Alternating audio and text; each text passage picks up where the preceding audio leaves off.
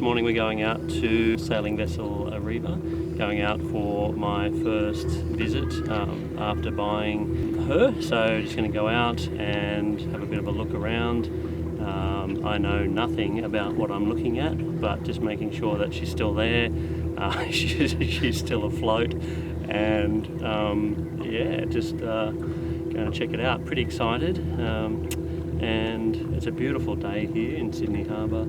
Just looking at the multi-million-dollar houses on the waterfront.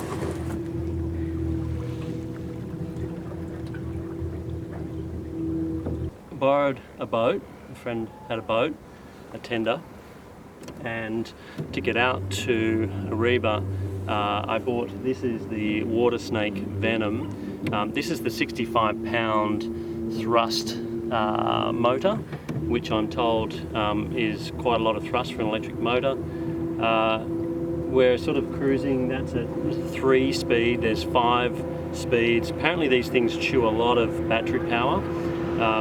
So they don't tell you this when you buy it. The motor itself's about $400 online, but then you need to buy a deep cycle battery with it as well to handle the power. So, and that battery is also about $400. So bear that in mind if you're thinking about buying one. I like it because it's nice and quiet. I haven't fully revved it out yet to number 5 speed, max warp speed, ludicrous speed, which, judging by the 2 knots that we're sort of doing now, won't be that impressive. There's probably some tweaks and stuff that I can make to it, but I just want to go a bit slowly the first run and get a bit used to it, and then I'll really tear into it. And just check on the battery use as well. Still 12.2 volts, which is still pretty good. And just going to cruise along and check the prop as well. There's a propeller nut at the bottom that locks the propeller in. I've tightened that up as tight as I could by hand, but I'm a bit concerned about that as well. So just going to take it easy on this first run out and enjoy the scenery.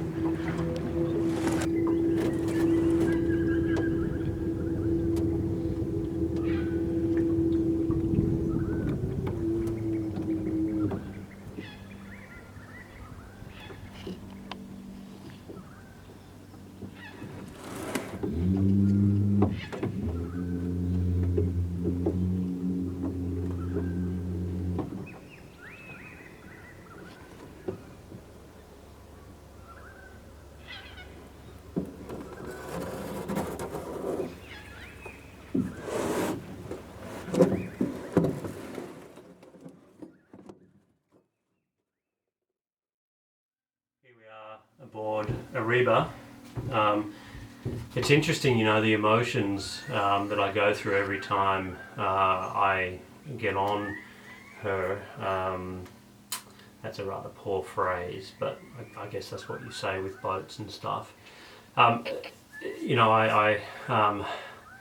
get really excited, and then I get here and the amount of work dawns on me, and and I start getting anxious or nervous, or I completely no idea what I'm doing. But I think the fundamentals are, is she watertight? Is she still on top of the water and not under it? And I was just having a look down here at the bilge pump, and there's a little bit of water in there. I'll talk to Greg and just see if that's kind of normal. But the way the bilge pumps work is that they're automatic, so they're kept on with some solar power, and if a little bit of water gets in, it goes down to the bilge there. The bilge pump kicks on and pumps it out, hopefully.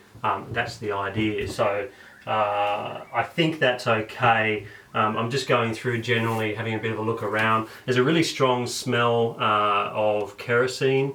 All of the refrigerator, the stove and everything was kerosene. It actually had, I'll go forward in a moment, and it actually had an old kerosene heater inside the boat as well. So everything was run on kerosene, so there's this lovely smell of kerosene that exists throughout. So I think that will go away over time as we air the boat out.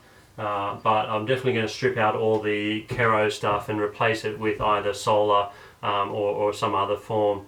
I'm just not thrilled on the idea of having flammables, that many flammables on the boat. We do have a gas hot water system, which is great for showers, like hot water showers and stuff. But I kind of want to keep that down to a minimum where I can. I don't mind the idea of having a heater on a boat. Maybe I was thinking like a gas type heater. You know, you have there's a nice little gas fire or something. I think that'd be nice. But really, you know, if you're sailing up around the Pacific or somewhere, you might not need it that much. If you're down the south coast or down in the Antarctic or, you know, Canada, the US, the Great Lakes, places like that, you know, it's definitely worthwhile having one aboard. Yeah, we'll see. And I'm just going to keep going through and having a look at stuff as I go. Okay, so we're right midships, I think that's what you say, midships, in the boat. Over here is the chart table.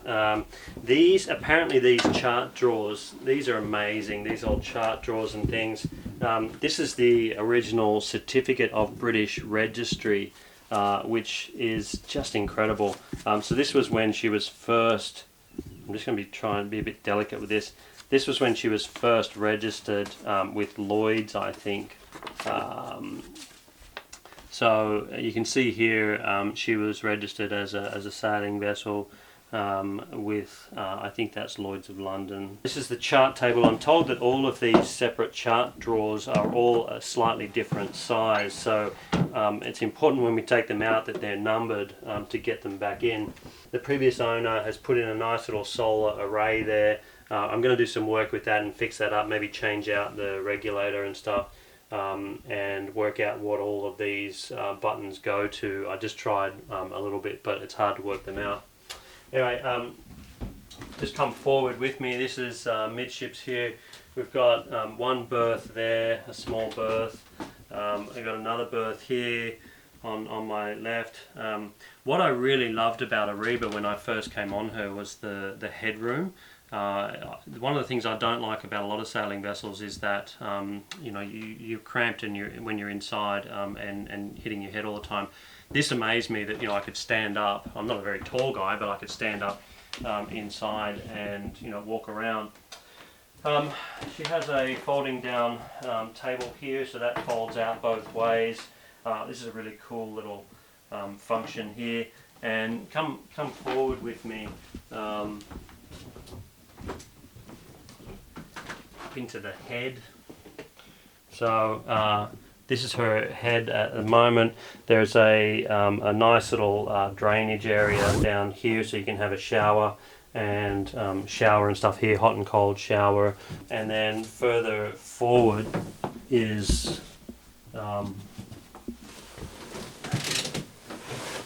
the, what's this, the cabin? I don't know. The front of the boat where you sleep.